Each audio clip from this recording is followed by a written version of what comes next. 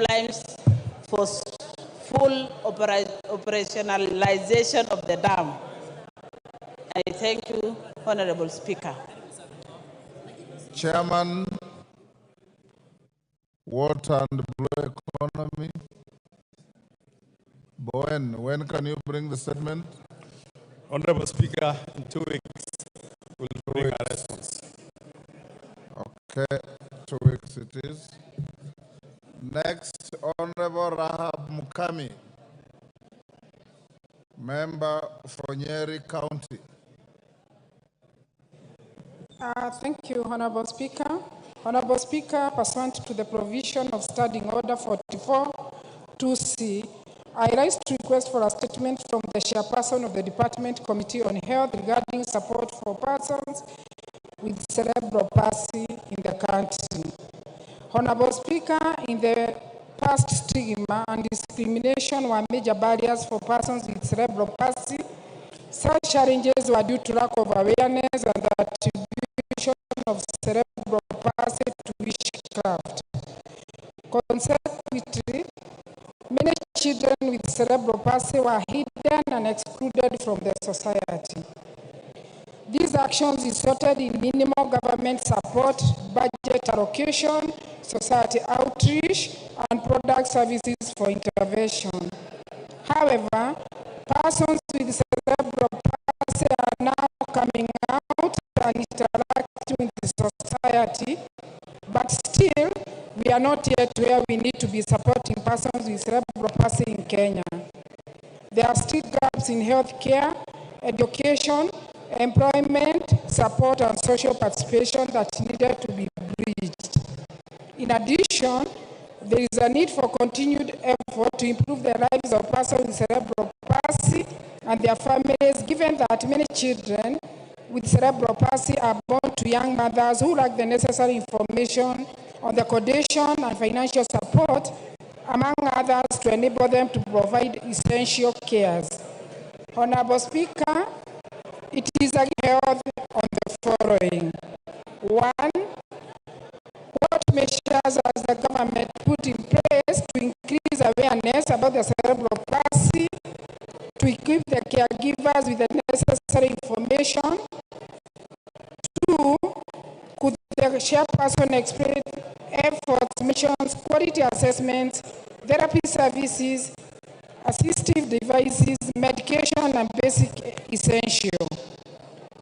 3. Are there any support systems such as financial, physical assistance provided by the government to enable the families to provide better care for persons with cerebral palsy? I thank you, Honorable Speaker. Chairman Health, Honorable Bukose, that request is to your committee. Were you even listening? Thank you. Yes, Honorable Speaker. I was consulting with the chair on a retreat to Kisumu, which they were putting this week, and yet we have the finance bill. But I want to assure the member that we can give a response in 2 weeks' time. In 2 weeks? Yes, thank you. Okay, thank you. Response to statements. Statement requested by Honorable Timothy Toroitich, Member Marakwet West. Honorable Tongoyo.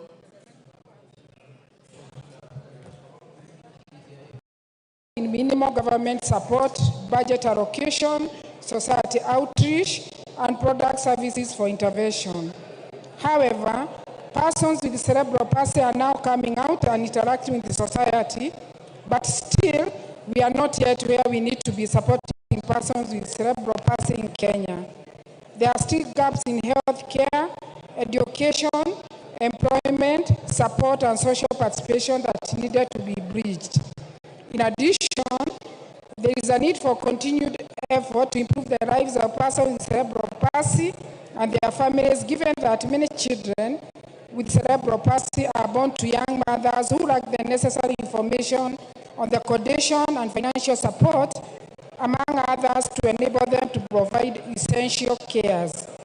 Honorable Speaker, it is against this background that I request for a statement from the chairperson of the Department Committee on Health on the following. 1. What measures has the government put in place? Which they were putting this week, and yet we have the finance bill. But I want to assure the member that we can give a response in 2 weeks' time. In 2 weeks. Yes, thank you. Okay, thank you. Response to statements. Statement requested by Honorable Timothy Toroitich. Honorable Tongoyo.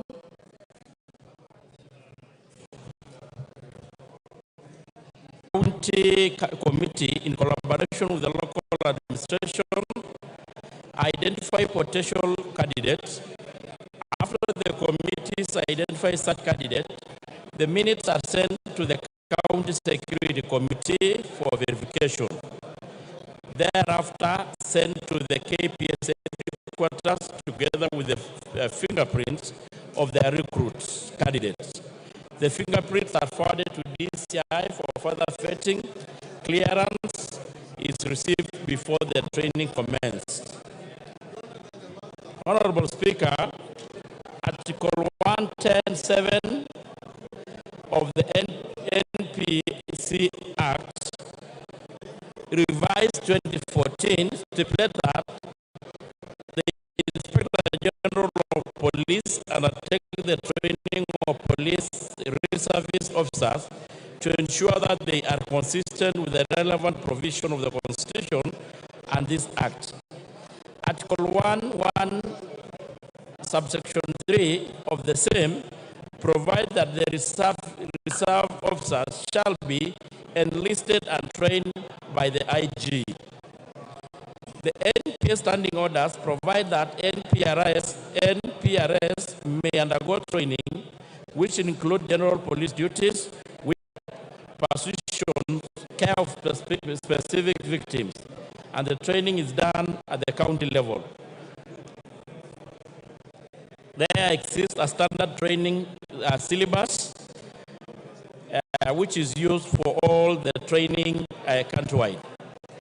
Honorable Speaker, the NPR undergoes a mandatory 6 weeks training in arms handling, law and safety, after which successful trainees usually pass out through a police parade. Thank you, Honorable Speaker. I submit.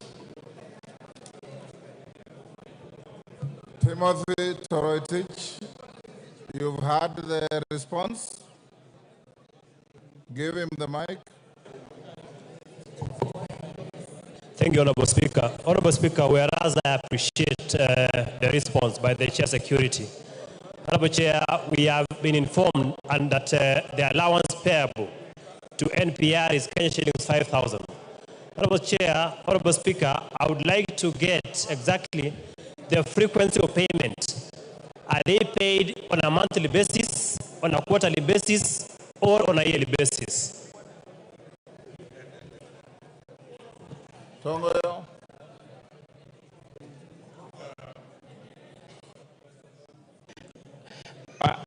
Honorable Speaker, I had indicated that they are paid monthly, a stipend of 5,000 monthly, which is also good to appreciate that it is a factor that the sector is looking into.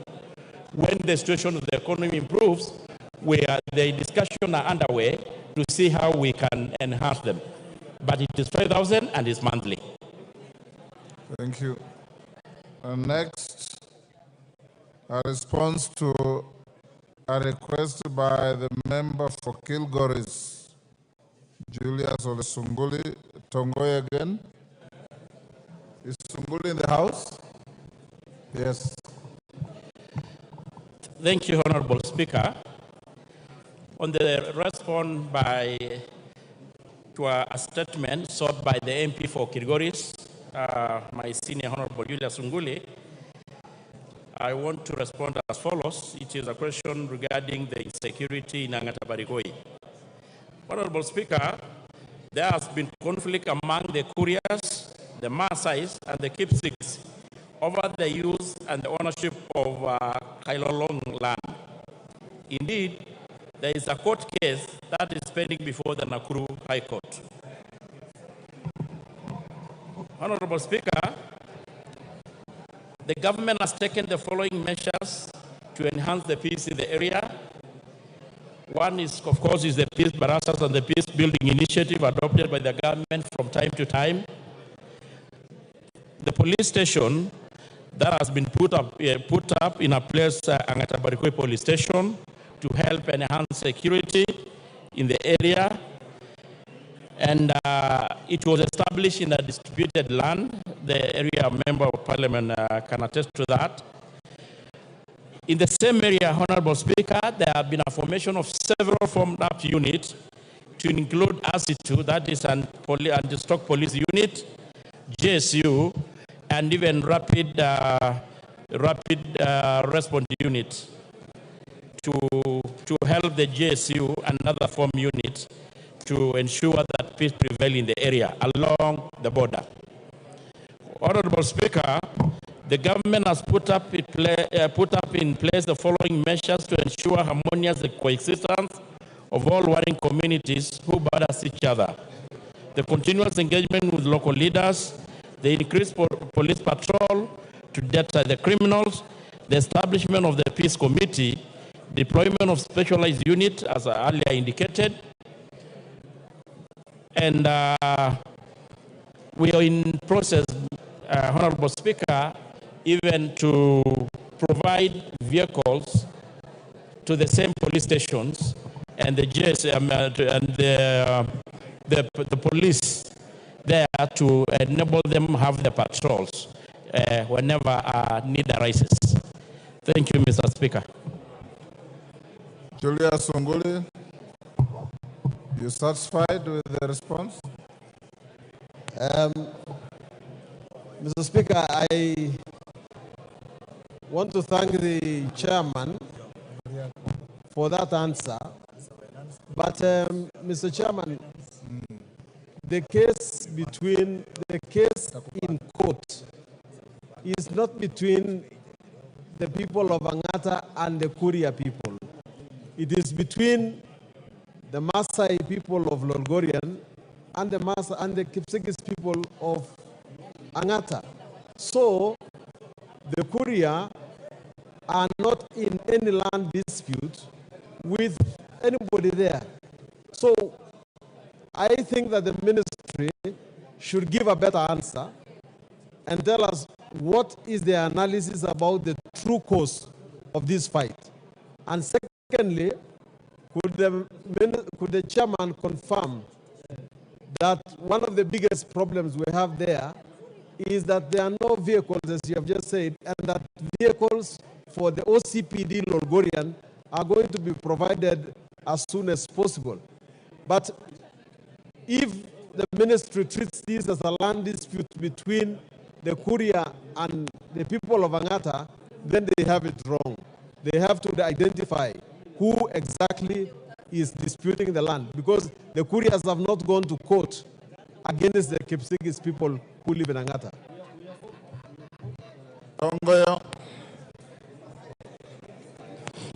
Mr. Speaker, I want to appreciate, of course, the concern of the Member of Parliament.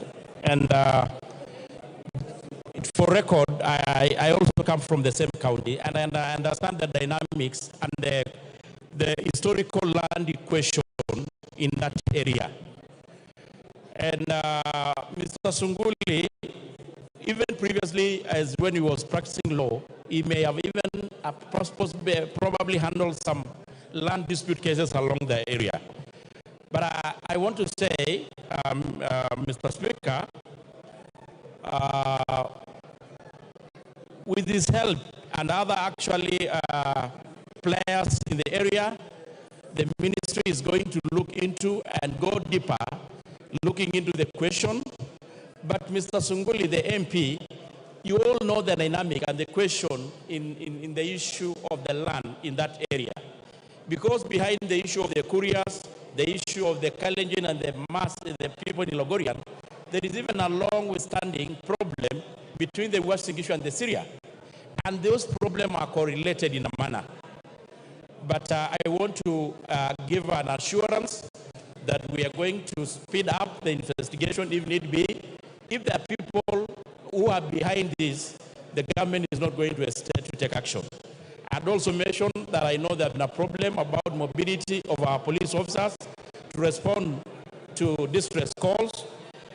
You have noted that there is a 10 billion shilling in the just read budget to look into the issue of leasing of police vehicles. And Kilgoris is one of the counties, and specifically sub-counties, which are going to benefit from the leasing of the vehicle to the police. Thank you, Mr. Speaker. Kitayama.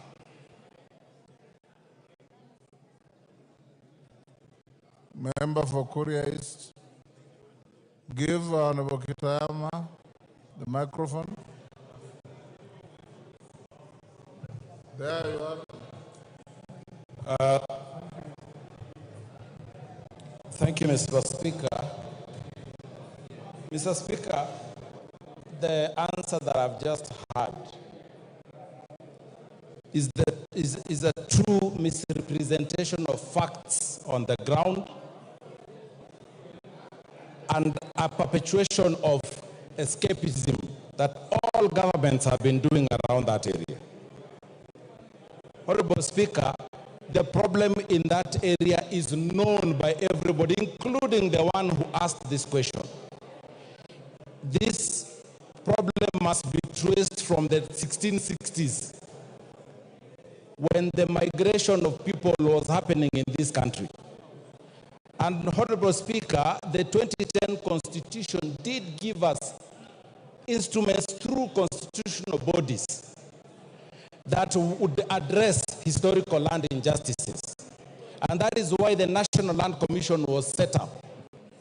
Honorable Speaker, it is on record, even in this House, that as early as the time that the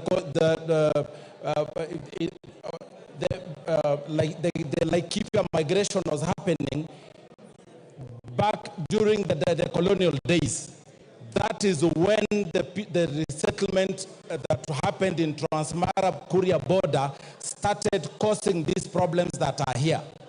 And everybody knows that they are just playing to the gallery by escaping the facts. Mr. Speaker, it is also true that the TJRC commission that was set up to look into these issues documented this problem very extensively. And even after the TJRC report, the National Land Commission has listened to the complaints of the people of Kuria and the complaints of the people from Kilgoris and the people of the Maasai in that area. So, Honorable Speaker, it is unfair for us to continue receiving answers that are not solving the problem. And it is also not true that the people of Kuria are not in court. The honorable member knows that in Kilgoris there is a running court case around this matter. In Nakuru there is a running court case around this matter. He himself knows he has appeared before the National Land Commission and over this same matter. The National Land Commission is even continuously, is as we speak, reviewing this matter. So, Honorable Speaker, this answer is not helpful. It is not an answer that is meant to help the communities that are out there. And Honorable Speaker, there is no such thing as the Kuria having no rights there. The Kuria have documented rights. If you go to the National Archives, you will find the agreements that were written by the colonial governments during the, and there's no government that gets, governments exist in perpetuity. So the colonial government did record the agreements. The people of Kuria are rightfully claiming that land, and the matter is being frustrated by senior government officials over the years. Every government that has been in this country since independence has continuously frustrated the rights that the people of Kuria have been laying over this. And that is why, Honorable Speaker, you are not being told that in 2019, the National Land Commission did award the Kuria community that said piece of land. And it's only 20,000 acres. And the National Land Commission, if you go to the Kenya Gazette, it did the January Kenya Gazette, January 2019. The people of Kuria were awarded by none other than a commission of this country, a legal commission, the National Land Commission. So, Honorable Speaker, this is a scheme to keep this matter in court and continue frustrating the people of Kuria, purporting that they have no right to live in Rift Valley. In Tanzania, the people of Kuria live in Tanzania, in Rift Valley. In other jurisdictions... You've made your point. Yes, Your Honorable Speaker, and we cannot continue having the... And Honorable Speaker, it can also be traced in 1989, when... You've made your point, Kitayama. Tongoyo, are you misleading the House? Mr. Speaker, hold on, Tongoyo. Let's hear Sunguli first. Sunguli. Yeah, Mr. Speaker, in view of the comments by my friend, very dear friend of mine, Honorable Kitayama, it's now in order that you direct the chairman to come up with a more researched answer. Because, Mr. Speaker, when I walked into this house, I did not know that the Kuria people of Kuria district, of Migori district, of Migori county are out on an act of aggression and that they claim land which is in Transmara. Isn't it in order for the chairman to ask the government to come up with a clear boundary of between Migori County and Narok County, because we all live in our own homes, and where people are going to trace their historical rights, that we are not going to get to the bottom of the problem, and we are not going to get an answer.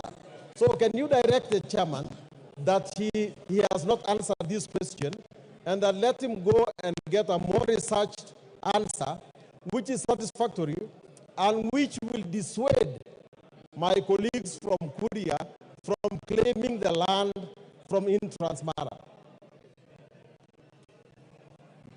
Yes, Kitayama.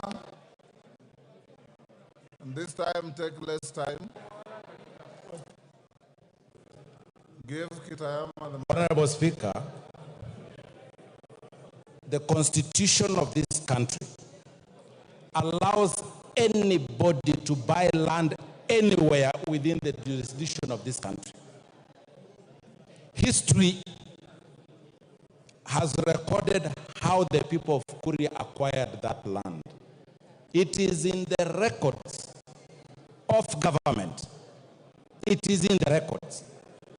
And this is not a matter of Migori County or Transmara or Rift Valley County. This is a matter that our people own land in any other part of this country. Whether that part will be in Rift Valley, there is nowhere in the Constitution that says that the people of Kuria can only be in Migori. And if there is such, I would like to be shown. The same way that all other communities reside in Rift Valley, they reside in Nyanza, they reside in other regions, is the same way that the people of Kuria have a right to reside in Rift Valley. So, and he himself, he knows. His own farm, there are people of Kuria who reside on his own farm. He knows that the people of Mashangwa are Kuria people who live in Rift Valley. So he cannot now turn around and say that the Kuria people can only be found in Migori. In Tanzania, we are found everywhere. in Rift Valley, in Mara, in everywhere, in every part. And Mr. Speaker, we are not going to be subjected to that kind of warmongering, which started in 1989. And we all know who are the leaders in that time when the people of Kuria were flushed from their land in that area that is called Muyui. And this is a fact that is recorded very, very well. It has been properly prosecuted, and I'm ready, Honorable Speaker, if this House was to set up even a tribunal to look into it, and you will be surprised, Mr. Speaker, who will live with egg on face over this matter. Tongoyo, Order Sunguli, this cannot be a ping pong between you and Kitamaya.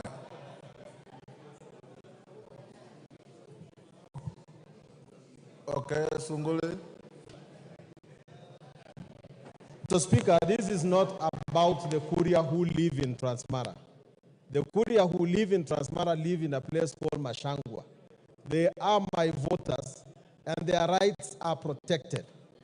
These aggressors to Angata are people from a village called Nyanderema who are voters of my colleague there. They live in a different county. They don't have title on any land. And I do not want to say that the Constitution says this or that. The Constitution is very clear that if you have land, then you have property over it, and a tribe does not come in. But I'm not talking about the people of Mashangwa. The people of Mashangwa have rights. They have land. We are giving them more locations. We are giving them more sub-locations. We are giving them a road, and they are very well protected. The people of Nyanderema have no rights on the land of other people. The land belongs to the people of Angata. Order.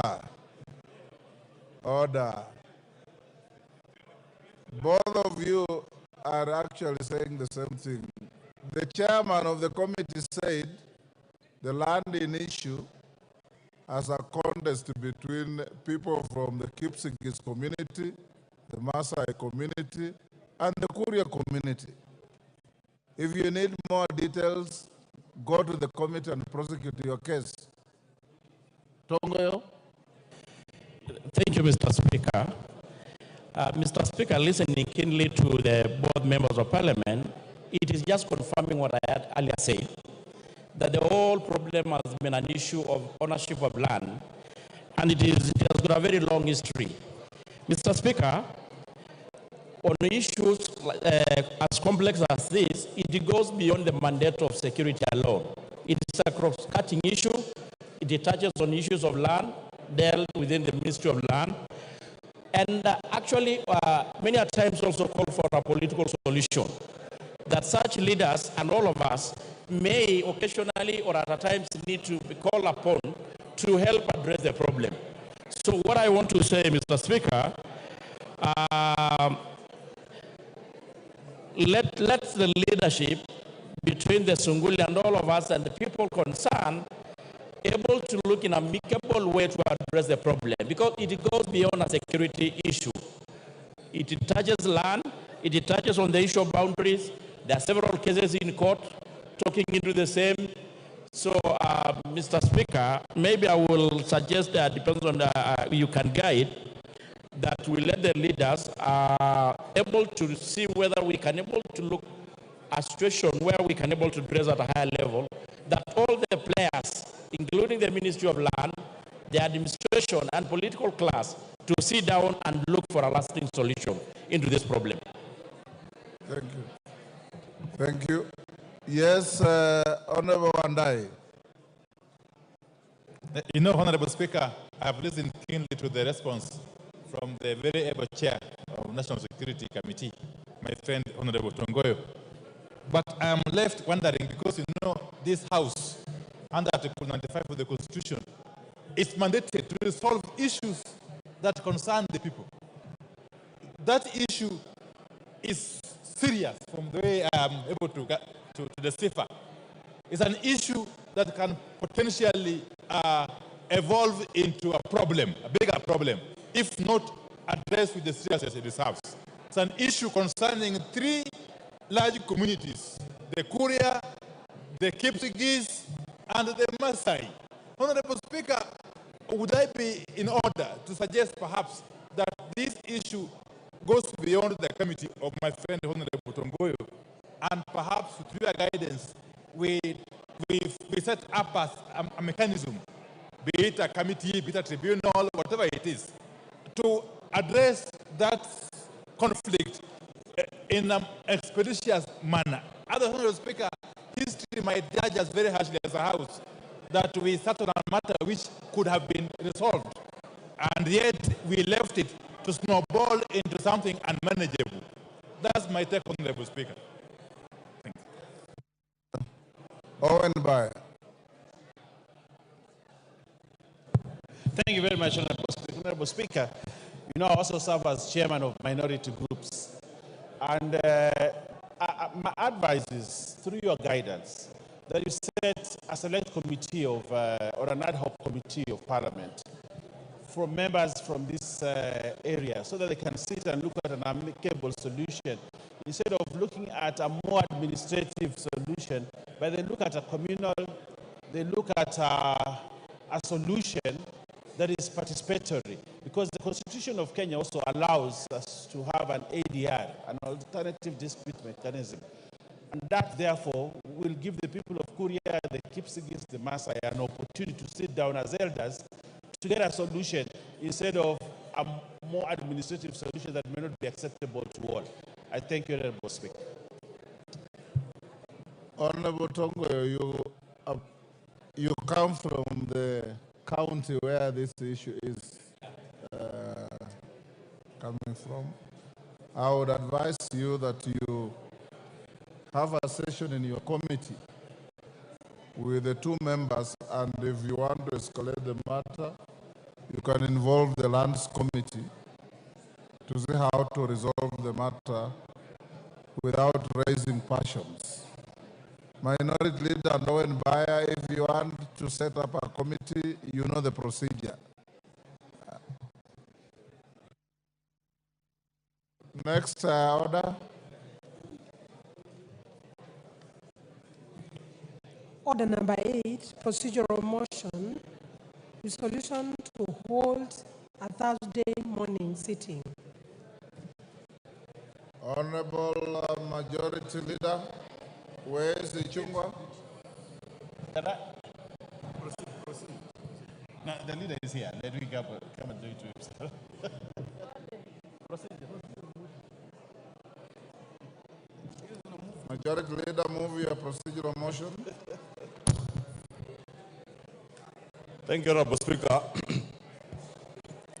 Honorable Speaker, I beg to move that pursuant to the provision of Standing Order 33C, this House resolves to hold a morning sitting on Thursday, 20th June 2024, commencing at 9:30 a.m. for purposes of considering priority business. Honorable Speaker, this is on behalf of the House Business Committee that met earlier this afternoon, and the House Business Committee considered bringing this resolution and, through this procedural motion to allow members adequate time, Honorable Speaker, to debate without anticipating debate the finance bill of 2024-2025, which we expect to be tabled in the course of this sitting by the Chair of Finance. And also, Honorable Speaker, considering that many members are very interested in contributing to the debate on the finance bill, we thought it would be wise to have a morning sitting on Thursday. We will have tomorrow the whole day from 9:30 all the way up to 9 p.m. Then we also allow members Thursday morning. Honorable Speaker, as you directed during the House Business Committee earlier today, we have up to 5 p.m. on Thursday for debate of the second reading of that bill. Honorable Speaker, there is also priority business in considering the Senate amendments to the IBC bill Honorable Speaker, as members are aware, there are two constituencies that still have no representation in this House and are bound to have by-elections, but we cannot do that because we do not have an IBC commission. And therefore, it's imperative that we consider the amendments that were done to that bill by the other House, consider them, and if you agree with them, then that bill can be assented into law, and we kick off the process of the recruitment of new IBC commissioners. With that, Honorable Speaker, I beg members to support and agree with the House Business Committee that we do have that Thursday morning sitting. And I wish to request the Leader of Minority, who is also a member of the House Business Committee, to second. I beg to move. Honorable Speaker, I wish to second the motion, but I want to add the following. Obviously, members from across the political divide would want adequate time to be able to contribute to the matter of the finance bill at the second reading stage. And that's why it was in the wisdom of the House Business Committee that we allocate enough sitting days.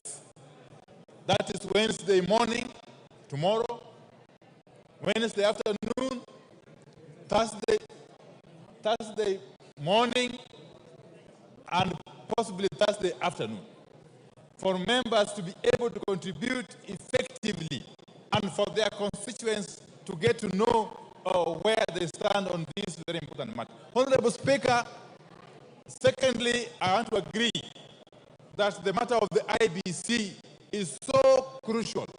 Honorable Speaker, we now have two constituencies that have got no representation in this House. That is Banisa constituency in Mandera County and Magarini constituency in Kilifi County. Honorable Speaker, the case of Banisa constituency is very sad, extremely sad, that they have lacked representation in this House from March last year, Honorable Speaker. And you all know, Honorable Speaker, the procedures for constituting the IBC, even after this bill is finally enacted into law, is going to take some time, Honorable Speaker. Maybe 4 months or so, Honorable Speaker. So I think it is in order, therefore, that we approve this motion. But as soon as we do so, I have been trying to scan around. I can't see the chair of the Committee on Finance in the House, and yet I've been waiting eagerly to lay my hands on the report of the committee. Because this morning, we were treated to some very juicy news by Honorable Kimani Chungwa and the chair from State House about certain measures they have taken on the finance bill. But as I always say, the taste of the pudding lies in the eating. Until and unless we see the report of the committee containing those very far-reaching amendments that we were made to understand have been made, we cannot be sure, Honorable Speaker. And therefore, we want to see that report eagerly. We are waiting here eagerly to see that report and to dissect it and to go through it with a tooth comb before we can make informed decisions, Honorable Speaker. Therefore, with those preliminary remarks, I support the motion. Thank you. I second, sorry. Second. Honorable members on their feet, take your seats. Honorable members on their feet, take your seats.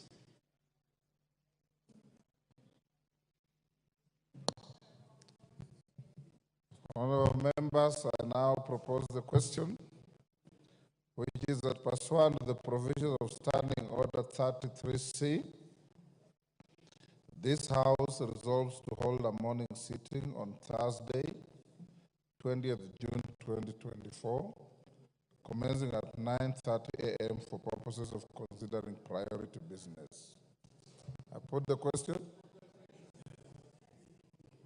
Honorable members, I now put the question, which is that pursuant to the provision of Standing Order 33C, this House resolves to hold a morning sitting on Thursday, 20th June 2024, commencing at 9 a.m. for purposes of considering priority business. As members of that opinion say aye.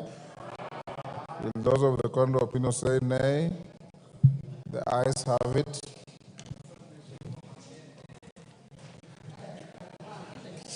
Order number 9, procedural motion, reduction of publication period or specified bill. Majority, no, Chairman, Budget and Appropriations Committee. Dindi Nyoro. Thank you very much, Honorable Speaker. Honorable Speaker, I beg to move that pursuant to the provisions of Standing Order 120, that this House resolves to reduce the publication period of the Appropriation Bill, National Assembly Bill number 33 of 2024, from 7 days to 5 days. Honorable Speaker, the essence of this is because the calendar that we have now between today and next week is very tight. We'll be discussing very major and far-reaching policy instruments in this House, and especially the Finance Bill alongside the Appropriations Act or Bill. And Honorable Speaker, the essence of this is for us to meet the timelines as we move to the close of this financial year by end of this month. And Honorable Speaker, at the same time, we have still given ample time even for members to peruse and interrogate the appropriation bill, because Honorable Speaker, as members are aware, these two processes that we'll be having are intertwined. And the reason we have decided that we have the appropriation bill after the finance bill is because this is a very democratic House and the country is very democratic, and we want us to first trace where the monies are coming from even before we finalize on the appropriation bill, so that whatever members may feel around the appropriation, the finance bill, can also be taken care of in the appropriations bill, Honorable Speaker, so that we are able to balance our revenue and expenditure. And I am hopeful that we'll be looking at these matters in a very objective manner, because we are all, Honorable Speaker, looking forward into the many programs that we have undertaken to complete and undertake. For example, electricity in our constituencies will be getting 50 million per constituency, and all the others, including the increment in the agricultural sector, in the CDF, and all the other elements that are very important for service delivery in regards to the Kenyan people. Also, the monies that we are appropriating to our counties, which is 400.1 billion shillings, is also hedged, Honorable Speaker, on this bill, but alongside this bill, also the revenue side, which is the motion that is a heavy motion before us, which will be moved by the chairman, Honorable Kimani Kuria. Honorable Speaker, I beg to move and request that the Honorable, the very able Didymus Barasa, the man of Kofia, to second this motion. Didymus. Thank you, Mr. Speaker. I rise to second this motion, and just the chair has explained, is very, in very good term, very clear terms, Honorable Speaker. We have a lot that this House is going to process, and most importantly, we must meet the timeline, considering that we are coming to the end of this financial year. And Honorable Speaker, this House is youthful. We are able to go through the finance bill.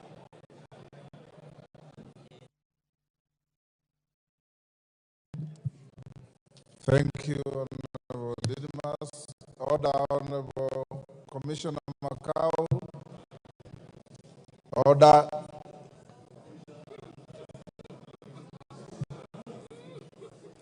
Commissioner Macau, freeze on members are now proposed the question. Use the publication period of the Appropriation Bill, National Assembly Bill number 33 of 2024 from 7 days to 5 days. Using the dates or the days that we have in this bill. The number of days we are talking about, this bill is already published, but it is 5 days old. In fact, if we then reduce it, then it becomes ripe, which in number 10, you then can see it can be put before the House to be read a first time. So actually, mathematically, what we are talking about is 2 days. We have already passed a resolution to discuss tomorrow, to discuss the issues concerning the finance bill tomorrow.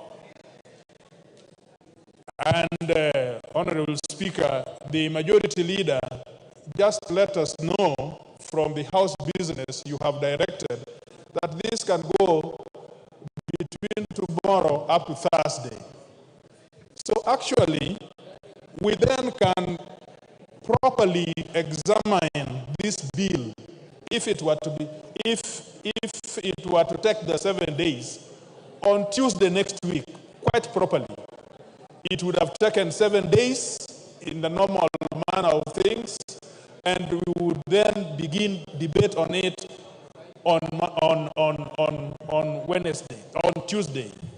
Now, Mr. Speaker, for us to accept this, a person moving the bill or the person seconding must give us reasons. The only reason I have had is that we are going to discuss very important bills. But there is nothing which takes away, because the 7 days is for the common person representing that person to interact with this bill. And so if there is no reason other than the fact that we are going to discuss some very important issues in the course of today and tomorrow, the chair of budget has not given us a very good reason for which we have to extend this date. I submit. Honorable Kajwang, you are a member of House Business Committee, aren't you? And you know that allocating the finance bill, the number of days that we did, does not mean it will consume all the days. In case it ends early, then this motion becomes relevant, but it's entirely up to the House. Can I put the question now? I now put the question, which is that pursuant the provisions of Standing Order 120, this House resolves to reduce the publication period of the Appropriation Bill, National Assembly Bill number 33 of 2024, from 7 days to 5 days. As members of that opinion say aye. Will those of the contrary opinion say nay? Then the ayes have it. Honorable members,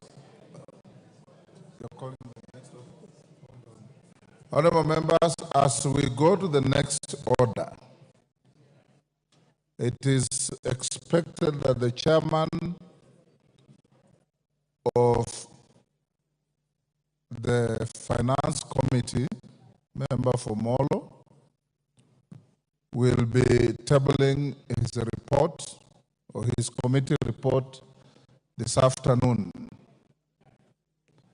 I have not seen it yet. I have to approve it to be tabled, so when I recess, I'll have to perform that function. Once that is done, the report will be available at the table office. I encourage each and every honorable member to get the report either from the table office physically or on the parliamentary web. Read through it properly. Upon doing so, we have allocated time as follows. Tomorrow morning from 9:30, finance bill will be moved by the committee chairman. It will be open to debate the whole of tomorrow morning. Tomorrow afternoon, you have just approved a sitting for Thursday morning. And remember that tomorrow you will sit up to 9:30 or 9 in the night. On Thursday morning, we'll again sit on the finance bill, and House Business Committee has directed that we will then vote on that bill on Thursday afternoon. Committee of the Whole on the same bill will come on Tuesday afternoon. Those of you who want to file any amendments, and I've seen some, I've in fact approved some, although it will be more decent and proper to file your amendments after reading the report to see whether you are proposing amendments that have already been dealt with by the committee. I have directed the clerk that the closure for submitting amendments will be on Thursday at 1 p.m. So those of you who want to file an amendment upon reading the report and the bill, ensure that you file your amendments at or before Thursday, 1 p.m. Thereafter, you will be time barred, and don't say you are not given proper direction. I hope that when the bill is debated from tomorrow, you will debate from an informed position on the content of the bill, the content of the report, and what you desire the bill to be. Thank you. Next order. Order number 10, the appropriation bill, National Assembly Bill number 33 of 2024, first reading. A bill for an act of parliament to authorize the issuance of a sum of money out of the consolidated fund and its application towards the service of the year ending on 30th June 2025, and to appropriate that sum and a sum voted on account by the National Assembly for certain public services and purposes. Next order. Order number 11, the County Government's Additional Allocations Bill, Senate Bill number 19 of 2024, first reading. A bill for an act of parliament to provide for the additional allocations to county governments for the year 2024-2025, for the 2024-2025 financial year, the responsibilities of the national government and county governments pursuant to such allocation and for connected purposes.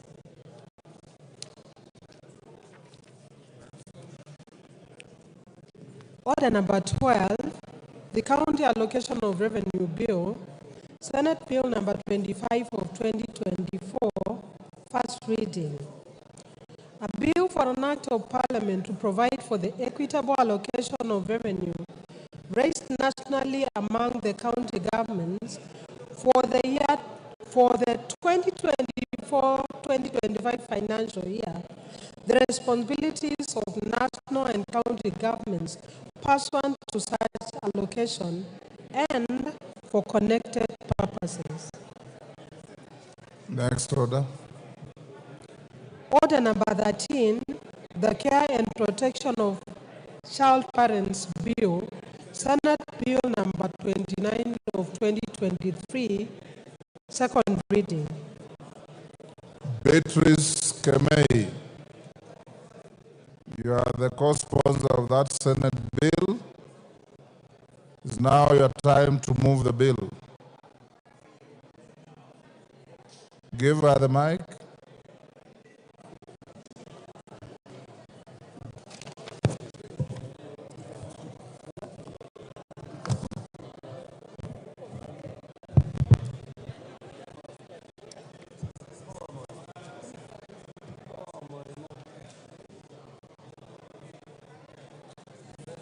A functioning mic, there you are. Thank you. Mr. Speaker, sir, I beg to move that the Care and Protection of Child Parents Bill 2023, the Senate Bill number 29 of 2023 be now read a second time. Mr. Speaker, the principal objective of the bill is to provide a legal framework for the care and protection of child parents within the counties. The framework is intended to ensure that an expectant child or a child parent may actualize their right to basic education and at the same time ensure proper care of their children and as enshrined in Article 53 of the Constitution. Honorable Speaker, 61 years since Kenya gained its independence from colonial rule, child pregnancies remain a huge concern, as they not only affect the child's ability to continue with their education, but they also impact on the government's effort in reducing poverty levels in the country. Mr. Speaker, sir, the Kenya National Bureau of Statistics, in the Kenya Demographic and Health Survey conducted in 2022, noted that 15% of adolescent women between 15 and 19 years have ever been pregnant, with 12% having given birth to 1% experiencing pregnancy loss, and 3% being pregnant with their first child. Kenya National Bureau of Standards further noted that the number of teenage pregnancies is higher in rural areas, particularly in pastoralist communities, compared to urban areas. It further noted that teen pregnancies decline as the level of education rises, and further that it also declines as the level of household wealth increases. Mr. Speaker, sir, the Constitution of Kenya 2010, in Article 53(1), Part B, C, and D, provides for the right of a child to free and compulsory basic education, the right to basic nutrition, shelter, and health care, and the right to protection and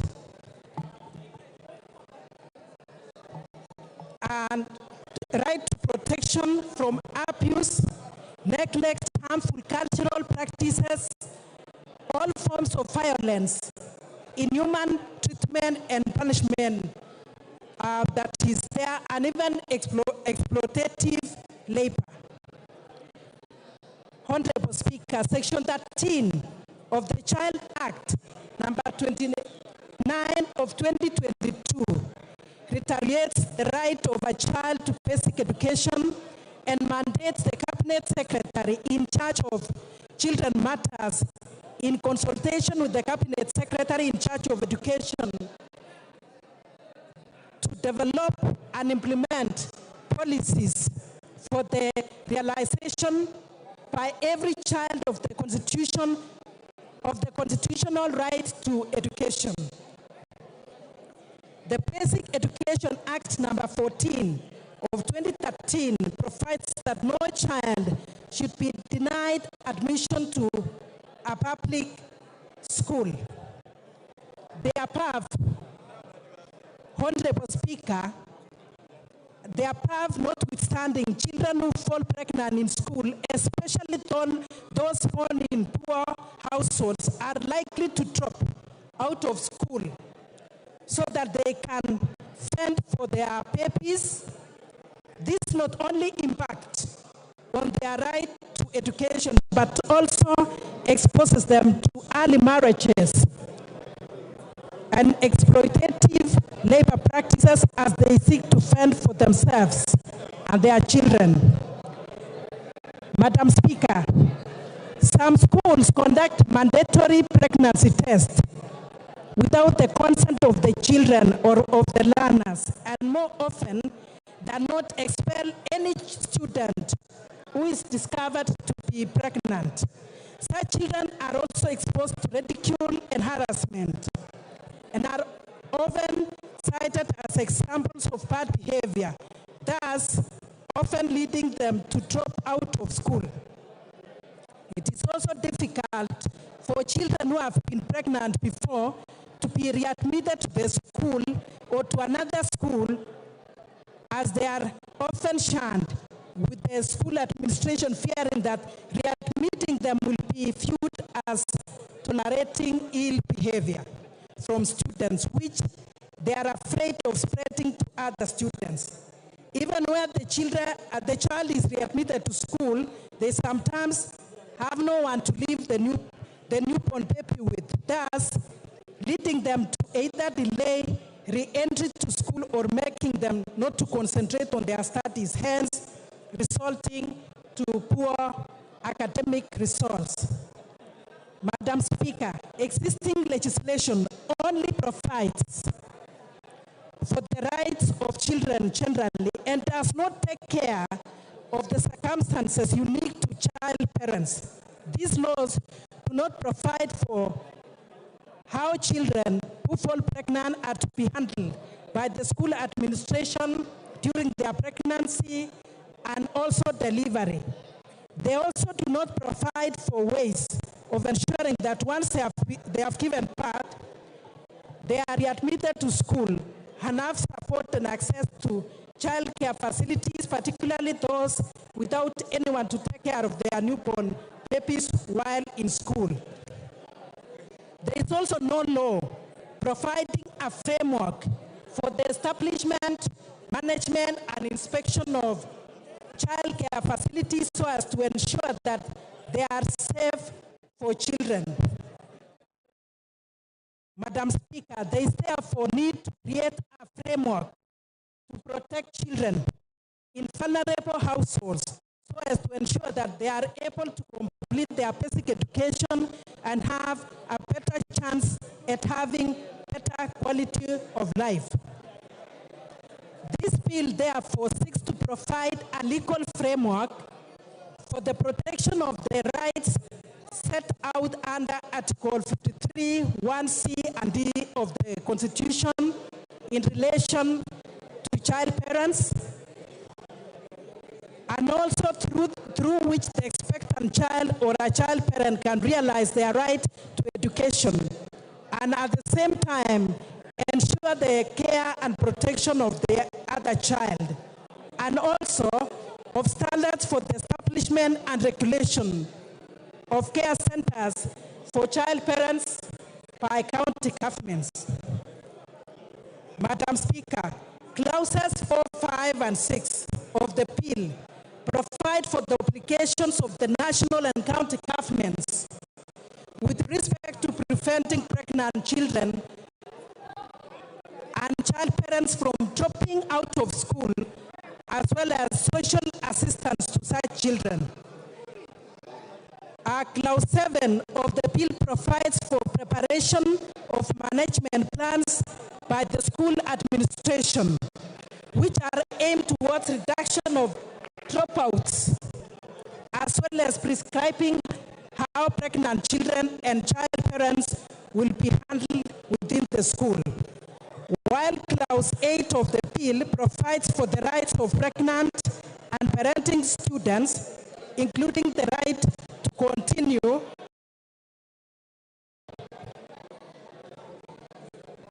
as they are medically capable of being in school, the right to be readmitted to school upon delivery and winning of the baby, and the right to access adequate prenatal and antenatal health care and counseling services. Honorable Speaker, Clause 9 of the bill provides for the role of the county government in reducing dropout rates, as well as in ensuring that those who have dropped out are able to be readmitted to schools and that vulnerable children who are likely to drop out of school are catered for so that they can remain in school. While Clause 10, Honorable Speaker, of the bill provides for the school principal's role in managing teenage pregnancies in the school. Clause 11, Madam Speaker, provides for medical examination to confirm that a child is pregnant. The child cannot be compelled to undergo medical examination, and the principal may decline to inform the child's parents of the pregnancy in case they are a danger to the child. Honorable Speaker, Clause 12 and 13 provides for the pregnant child's right to receive pre- and postnatal attention, as well as the right to receive counseling and support services. Honorable Speaker, Clause on confusion, the school principal and every member of the school administration or both. Child care centers in or within the vicinity of an institution of basic education. Clause 22 provides that child care service parents. Honorable Speaker, provides for the requirements of a child care center, ability of qualified personnel together for the children. Honorable Speaker, Clause 22 to 33 provide for licensing of child care centers, the licensing process within the county. Services that are to be provided in the child care center, which include the care and supervision of children, counseling of child parents, outreach programs, and recreational and activities. To keep the promises safe for service. Madam Speaker, 42 provides for continued recognition of care centers which are already in existence and are already licensed. Madam Speaker, implementing the measures proposed in the bill will ensure protection of child parents and ensure that the country moves closer to 100% access to basic education and by children in Kenya. Madam Speaker, I now want to stop with these remarks, and I beg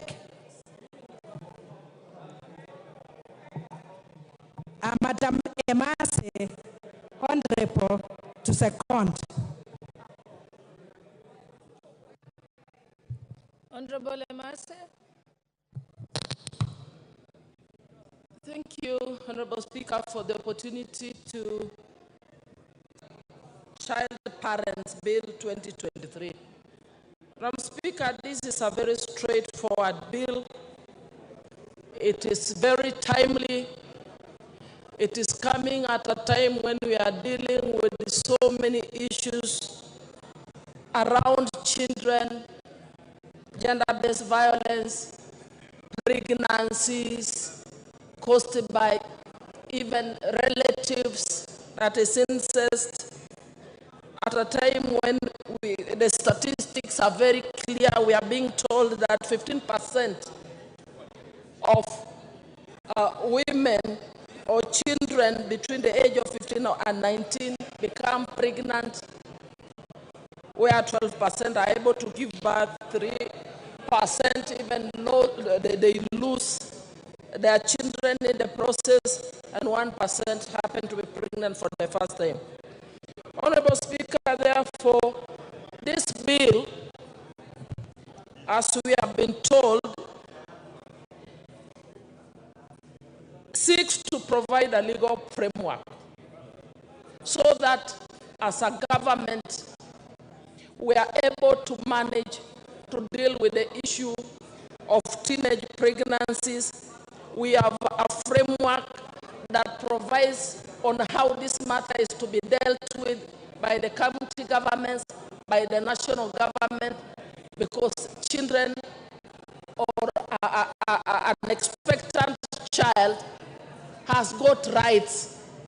But this is an area which we do not seem as legislators to have given the attention that it deserves. Honorable Speaker, this bill, therefore, seeks to ensure that there is a proper plan.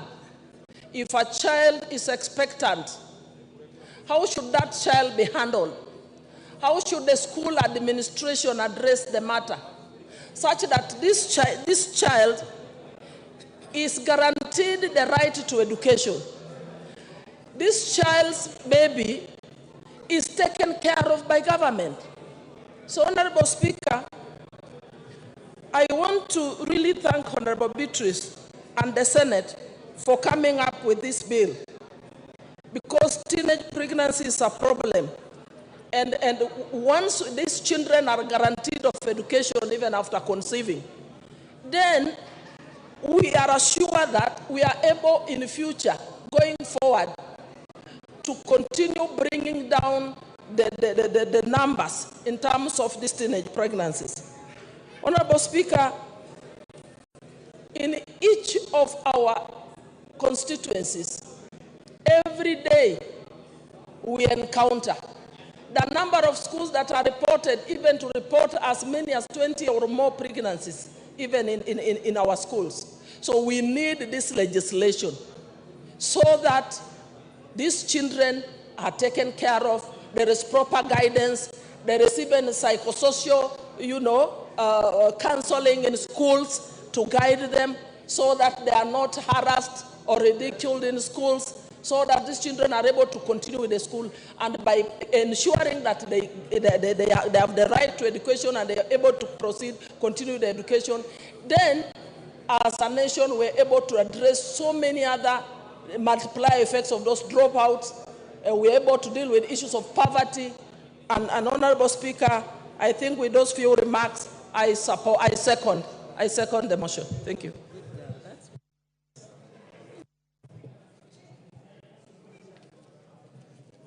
Honorable members, allow me now to propose the question that the Care and Protection of Child Parents Bill, Senate Bill number 29 of 2023, be read a second time.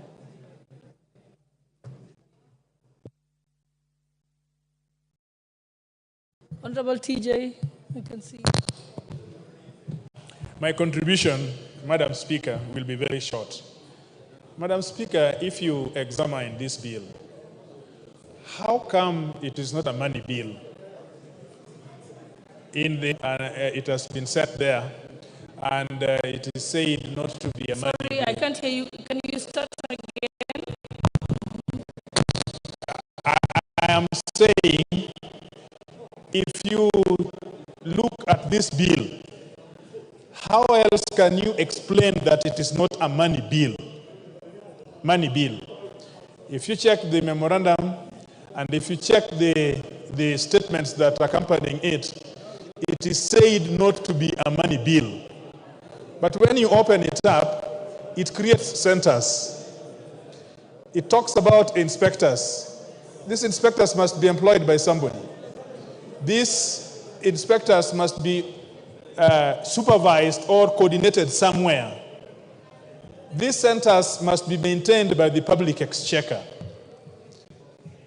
And even when you open up those big premises of policy on protecting the child, definitely the child would have to be protected where there are functions which money follows. I am really sympathetic to the girl child.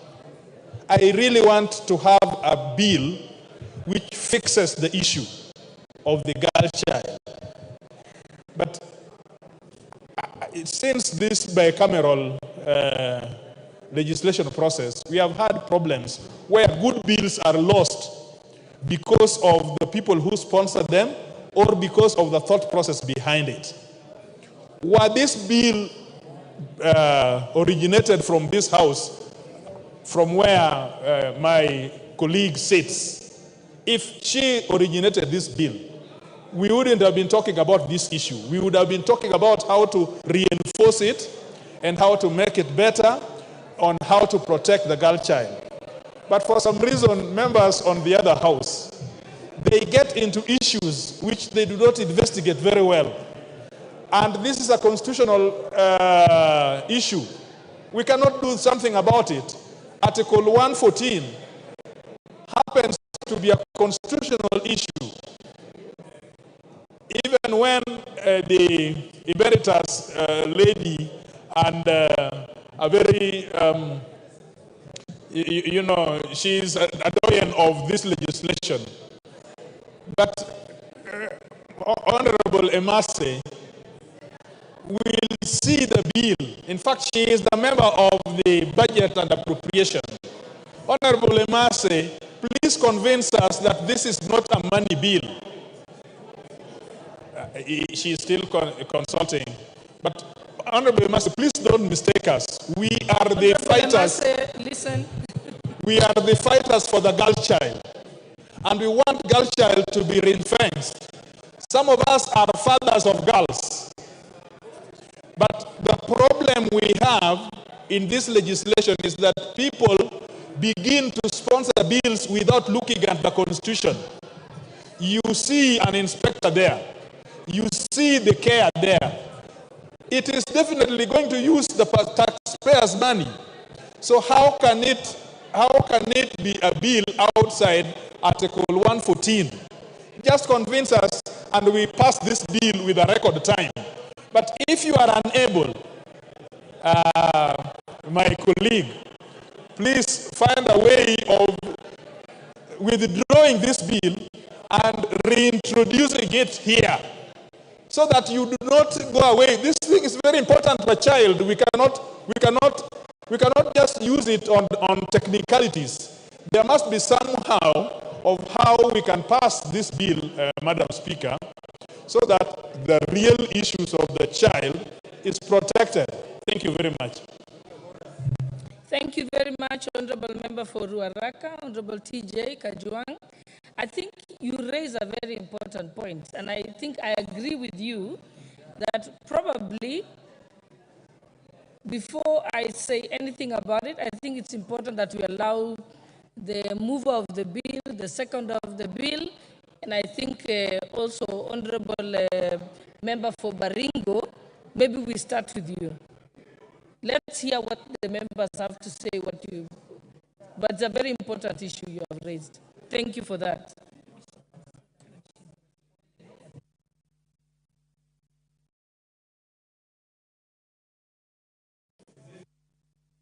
Proceed, Member for Baringo, Honorable Jematia. Thank you so much, Madam Speaker. I also want to rise to support with a lot of amendments in this bill. I support because this is a very pertinent topic and a very important bill if it's considered and put in a proper perspective. As much as I am supporting what Honorable Beatrice has given us today, Madam Speaker, if you look at this bill, it needs a lot of scrutiny. It needs a lot of, brushing and understanding on the implications that it will cause. If this bill goes like this, Madam Speaker, it's going to cost in many other ways, social, economic, and even psychosocial or psychologically. Because if you look at the framework of this bill, it speaks to protect children, specifically who are pregnant. I want to ask whether the society is even ready to have children who are pregnant. Also, when you want to take care of these children, specifically in schools, it is going to consider specifically on economic factors because we have to budget more and give keen interest on these children because their interest is so different. One moment, Honorable Member for Baringo. Let's do this. Honorable Member for Kericho, please listen carefully because I'll give you an opportunity at the reply. So you better take notes so you can respond. And I think also a member of the Budget Committee, I think I'd like them to say something. Proceed, Honorable Chairman. Thank you so much, Madam Speaker. I also want to agree with the Honorable of TJ Kajwang that this bill is most likely going to be a real money bill because of the structures that is going to be put in this for actualization of the bill. There's no way you are going to be introducing these expectant children or child parents, and when you take them back to school, the consideration is going to be so much. These children or this particular child is going to be having specific interest at specific times. Also, even in the society, if you look at whether we will want to really consider having children and entertaining pregnancies in school.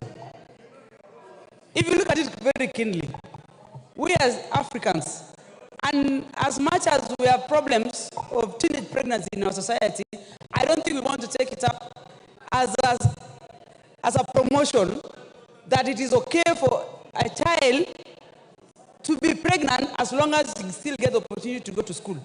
This way, we are going to erode most of the morals in the society, in my opinion, because as much as I would not mind, or I will still encourage the child to go back to school, but it is not going to be, honestly, a good idea to encourage these girls to be pregnant just because they are able to go back to school. And also, there will be those children who are working so hard to be very disciplined and complete their schools without necessarily being pregnant, and we will most likely be disadvantaging and in another way infecting these other ones who are keen to finish school without being pregnant. And again, we will be allowing a lot of indiscipline. If you look at most of these children, because as a women rep, I pay most of school fees for them. Their performance in school is very wanting because of the distractions that they get into society. You cannot be a mother and a student at the same time. If you ask me, this bill needs a lot of brushing. We will probably, I don't know whether we will ask the mover to withdraw and reintroduce it again so that we take time to understand and be able to help this bill make a very important impact in the society. As much as I support, I would really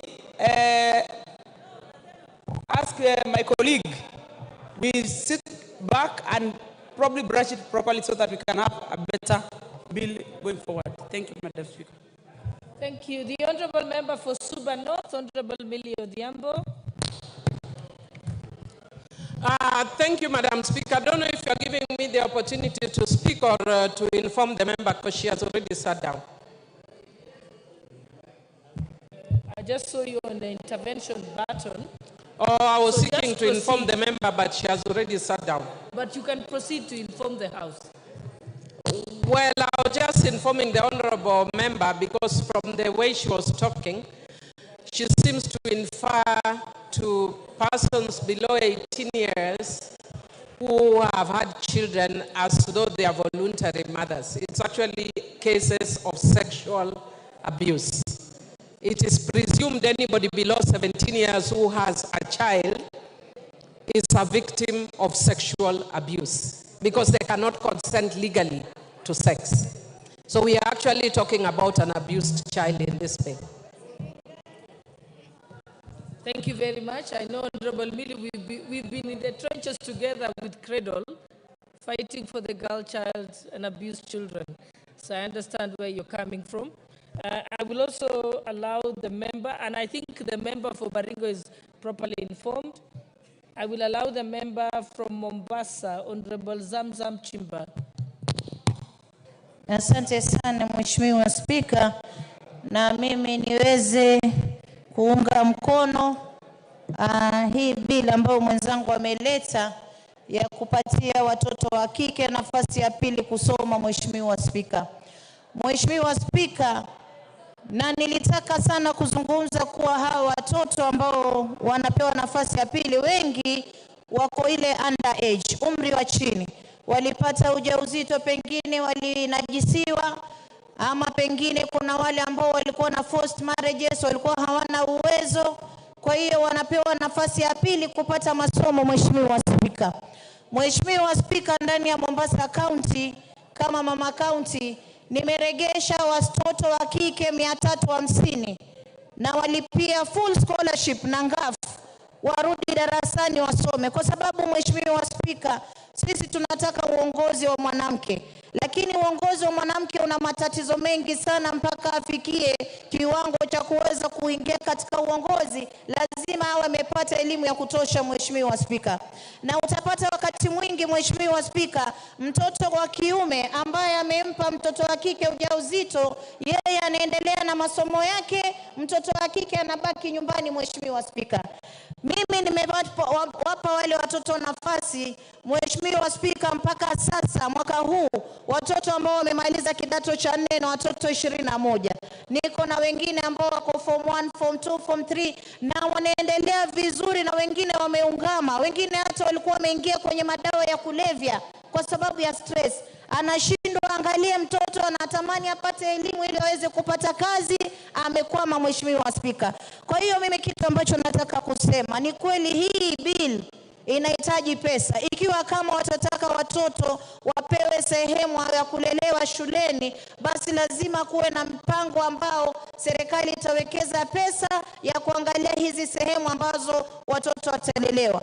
Lakini kwa ufupi Mheshimiwa Spika, mimi naunga mtoto wa kike ama young mother aweze kuregeshwa shuleni ikiwa bado ana tamaa ya elimu. Na mimi katika wale wa mama ambao wana hawa watoto, kwa sababu mpaka sasa hatuna sehemu za kuweka watoto wao shuleni, nimewaweka hawa kina mama pamoja ambao ni mama wa hawa young mothers.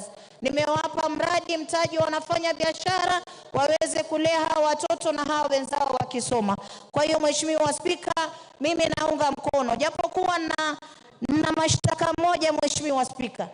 Hata ino bili ino mimi nimeitoa kitambo, nimeweka kule katika table pale katika sehemu ya kuweka bills, mpaka sasa haijakuja Mheshimiwa Spika. Lakini yangu ilikuwa na sehemu nzuri ambazo wamekuwa kiuliza, kwa sababu nilijua kwa dhati kuwa hino lazima itakuwa ni money bill, lazima itahitaji mapendi, itahitaji funding, na ya kusikitisha hata zaidi Mheshimiwa Spika, hawa watoto wengine wamepata ujauzito kwa sababu wengine walikosa sodo. Mtoto amedanganywa na mandazi, akajua nitapata 100 kununua sodo niondoe aibu, mara akienda kukutana na huyo mwanaume anapata ujauzito. Na mpaka sasa mimi nasikitika, sodo za Mombasa pia bado hazijafika, licha ya kuwa mama county najibidiisha kuregesha hawa watoto shuleni, lakini nina wasiwasi mimba zitazidi watazidi kupata mimba kwa ukosefu wa sodo, Mheshimiwa Spika. Na sisi tuko pamoja, hata wewe pia ni mama county, umeona tunalalamika. Tunaomba wale ambao wamepewa nafasi ya kutuletea sodo katika kaunti zetu waweze kuzileta ili tuweze kutoa kwa watoto. Lakini namuunga mkono, na mimi nina yangu ambao ni nzuri sana naileta, ambayo tutaweza kuijadili, iko na vitengo tofauti tofauti. Hino ni money bill na inahitaji mgao ili iweze kusaidia. Asante sana Mheshimiwa Spika. Asante sana. The Honorable Member for Seme, Honorable James Nikal. I can see you on the intervention. Thank you, Madam Speaker. This is a very interesting bill. Whereas in principle, this bill is actually very important for the girl child, the support of the girl child. But there are very basic issues about this bill, and some of them have been raised, that actually, when I saw it, the first thing, it is a money bill. Also, this bill is actually going to interact with very many other acts of parliament. And therefore, I've gone through and I've not seen how you're putting transition clauses that will raise those issues. Other than that, Madam Speaker, it is an important bill because what we are really dealing with here, we are dealing with adolescent pregnancy. And we are actually dealing with a biological problem in the context of a society that is changing. That is the problem before us. There is increasing early puberty in children, both boys and girls. And therefore, there is increased sexual activity very early. And with the liberal upbringing and even the liberal provisions even in our laws that are protective, it therefore brings this as a big problem. Therefore, it is actually necessary to address that. Girls get into pubescent very early. Menarche comes extremely early. And when there's menarche, they start seeing periods, they are actually ovulating. And therefore, they are capable of getting pregnant. Yet, they are still children. And with the empowerment of the girl child we have brought, there's a freedom that has come.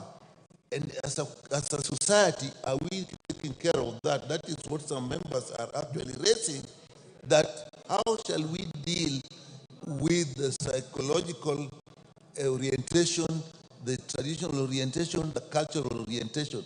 That is actually where we start. Because if we take a strict legal definition, then anybody below 18 is a child. And if the law was nature, then they shouldn't get pregnant. But the law is not nature. So we are dealing with a legal situation against a biological situation. And these children will actually need a lot of psychological support, even if before we start thinking of education. And if they get pregnant, the impact is huge, both physiologically, physically, mentally, and even in their development. Because some of them actually get pregnant before maturity of their organs. That's a big problem. So, and if you look at development, the greatest developmental impact will be on the education. They cannot go on with education. And I think this is where this bill is camping. On that aspect, I support that we should find a way that these children will go back to school.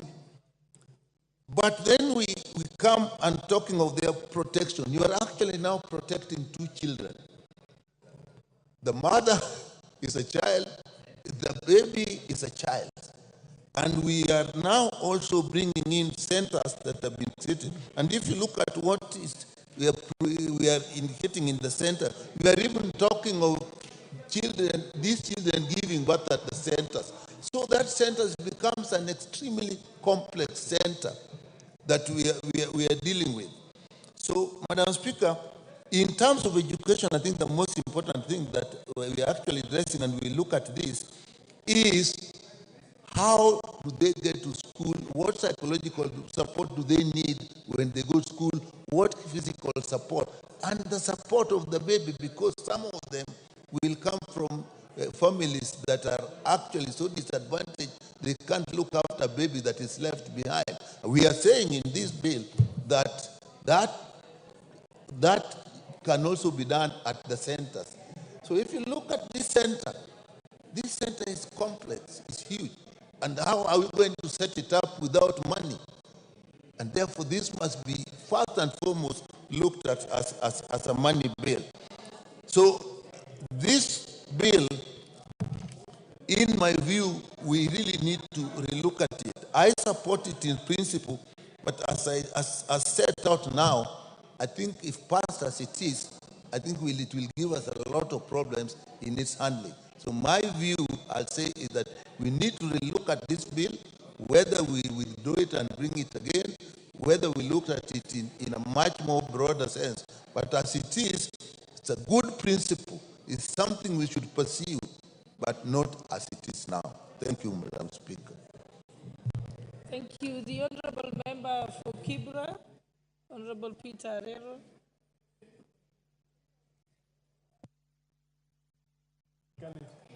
Thank you, Madam Speaker. I just want to add my voice on this bill.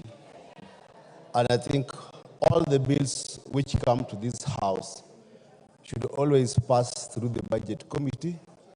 And when they pass through the Budget Committee, we have them either designated as money bill or not money bill. But what is most important is about how it is assumed that under 17 years is a child. I support this based on our current law. I remember, but culturally, when we were young, like myself, my mother was married at 17 years. And see how healthy I am. She gave birth to 7 healthy men and 3 healthy ladies.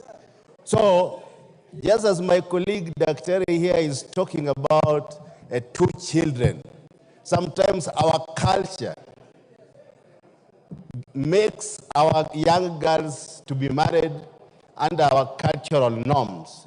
I would know where you come from. Sometimes the Wazees will always say that their daughters be married because of certain circumstances. But in the eyes of the law, I know that it is assumed that anybody under 18 is a girl, a child.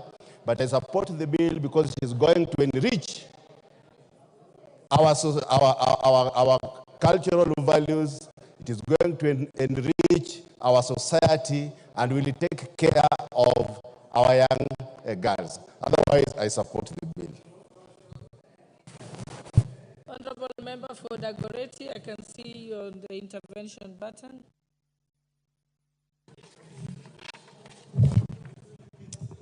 Thank you, Madam Speaker. Madam Speaker, while I know this is a bill that every woman will support and ensure that indeed there's protection and care of every child, and the challenges we have faced, Madam Speaker, so much in issues of children today, that you find today, I'll give you a story, Madam Speaker. Just recently, there's a girl who went to the Swedish embassy. She's supposed to travel to Sweden. But because since she was born, she has never communicated to the father or anything, the parent was told that they need the father's consent. Or she goes to court and the mother to file a sole custody of the child. So you realize in such things, you need now the law to be very clear, especially for Kenyan children, because we can't also enforce parents or husbands when they leave their wives that you need to fight. And this sometimes can bring trauma to a child. So, Madam Speaker, When I talk about the care and protection of a child parents bill, it's a bill that will assist in many things because the law internationally comes out, and within the Children's Act, we also have that protection. As they say, it might be a money bill or not a money bill, but I think it will be a money bill because there are some issues that will come out and will be raised. So that, Madam Speaker, also we have to look at it. But this is a very important bill that every woman in this House must support this bill because it's going to help very many families that are finding themselves in this challenge. And also you find that children who are in orphanages, Madam Speaker. So a child has lived in an orphanage, let's say her whole or his whole life. But then you realize when they come to the age of 17, they will want to now start, what's my identity? And those are some of the things we are saying. As you bring in care, both parents must agree. And if a child will also come out and say, I have never seen you as a father or a mother, and they decide the parent that has taken care of her is that parent that has taken care of Madam Speaker, then I'm hoping in the bill we are also trying to ensure we are safeguarding such children. That yes, you have a biological parent, but that parent never bothered about you. And so you went and found a foster parent who has taken care of you as a parent. In fact, nobody even knows whether this is your parent or not your parent. That is what the bill should be also addressing, because we have very many children today who are in that scenario. Madam Speaker, this Senate bill, co-sponsored by Beatrice Kemei, is also a bill that needs now to look at the different laws that we have for children, and so that we don't find ourselves having an overlap. So when you go to court, the judge is supposed to read the Children's Act, but to remember always the Constitution now takes present, and you have to ensure it's the principal law.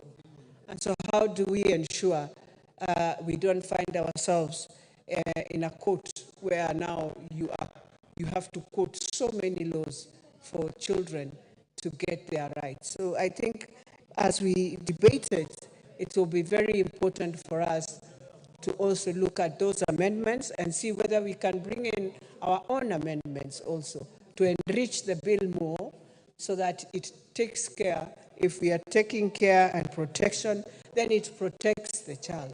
How do we ensure also it protects a child who is a minor but has also gone through a lot and is now in a juvenile court and needs assistance?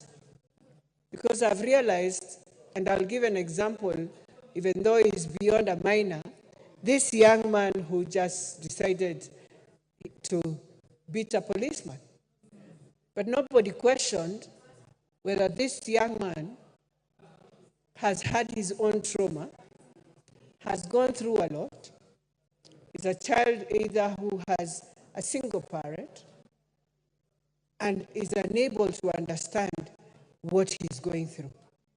But we cascade, and it's something we are doing very much to many children today as they grow, and they are becoming more radical and more aggressive in their lives to protect themselves. So as we talk of care and protection of a child, we must also address the issues of parents in that, and that if indeed a parent at a point that you have not stayed with your child for more than 10 years, then you can't just walk into this life and say now you have arrived. There must be a process. That process has to be well stipulated within the bill, Madam Speaker, and therefore I beg to support. Thank you, the Honourable Member for Kisauni. Asante sana Madam Speaker kunipa fursa kuweza kuchangia mswada huu.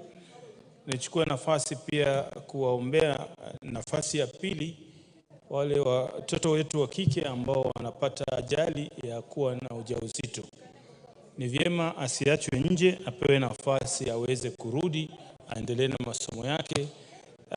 Na vile vile mswada huu unaelekea kwamba utahitaji fedha, kwa sababu ikiwa itahitaji kwamba kuwe na majengo ya kuweza kuangalia watoto katika shule hizo, itahitaji fedha, na ikiwa itahitaji fedha ni kwamba huu mswada utachukua muda mrefu sana. Lakini Mheshimiwa Zamzam ameleta mswada ambao utakuwa rahisi kwa kuwalinda watoto wetu wa kike. Kwa hivyo imekaa tu pale kwa table office, haikuji. Hiyo sioni shida, sioni tatizo liko wapi. Na hiyo ingetuletea njia rahisi ya kuwasaidia watoto wa kike. Yeye Mheshimiwa Zamzam anasaidia, ameonyesha moyo, anasaidia watoto zaidi 350 kule sehemu ya kaunti ya Mombasa wanao walipata ujauzito. Kwa hivyo tunaomba kwamba hiyo yake iharakishwe iweze kuja. Na vile vile watoto wa kike tunasema mujistiri, ndio watoto wetu, msije mkapata hii mambo ya mimba za mapema, haziwasaidii. Kwa hivyo mimi Madam Speaker nimesimama kusupport kwamba watoto wa kike wapewe second chance, lakini pia wajistiri ili wasije ili jambo likawa la mazoea. Na hii yote sababishwa na mgoka. Lakini tunawatakia kula la heri. Mungu awabariki, waweze kujistiri ili waendelee na masomo mpaka wafike vyuo vikuu. Asante sana Madam Speaker. The Honorable Member for Marakwet West. Thank you, Honorable Speaker. Honorable Speaker, I rise to support this very progressive piece of legislation, that is the Care and Protection of Child Parents Bill 2023. Honorable Speaker, this group of parents, what you call child parents, have for a long period of time been neglected by the society. And Honorable Speaker, it is time that their fundamental rights are taken into account in order to protect them. Honorable Speaker, these are parents who are below the age of 18 years.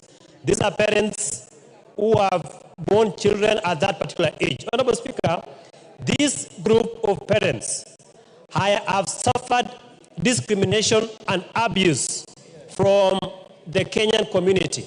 Honorable Speaker, this bill, of course, when it comes to second reading, I will propose certain amendments that will go into the substance of the bill. Honorable Speaker, this bill further goes to provide what you call counseling and support services for those children for those mothers who are born children below and are below the age of 18 years. Honorable Speaker, this element of counseling and support is very, very vital and important so that we nurture that young parent. Honorable Speaker, also the issue of confidentiality. Under clause 14 of the bill, it provides very clearly that every case of a child who falls pregnant in an institution of basic education and training shall be handled by the management of the institution in a manner that ensures confidentiality. These young children who are parents, when they get pregnant at a young age, normally they're embarrassed, they are cajoled, and it is time that their rights are protected and the issue of pregnancy be made confidential.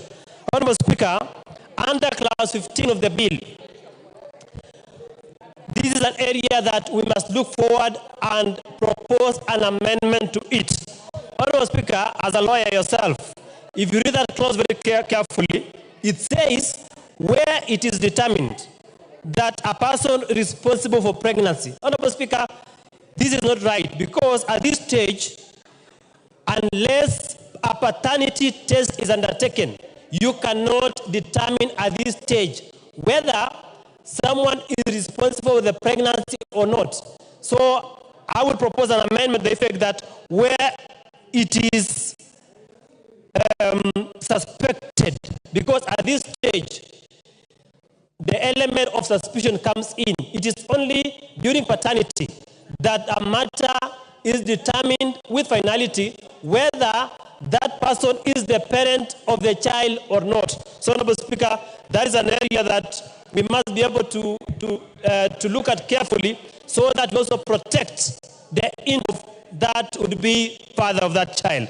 Honorable Speaker, under Article 50 of the Constitution, we have something called presumption of innocence until proven guilty. So at this stage, that would be father by a competent court of law. Honorable Speaker, the bill further goes further to protect the interests of that child by some proposed law to such as code of regulations is very clear on how to handle, and the law is very clear on that, and I believe, Honorable Speaker, this clause should be read alongside the Teacher Service Commission Act of 2012 plus the Code of Regulation of Teachers of 2015, because it cannot be read in isolation. As it is here, Honorable Speaker, it is not determinate, it is not certain, it has not provided a clear framework on how to handle the issue of teachers. But I believe that we should have a clause that this law should be the Code of Regulations. Honorable Speaker, on the issue of readmission, young children, young girls who have been out of school courtesy of pregnancy have had it difficult going back to school. I support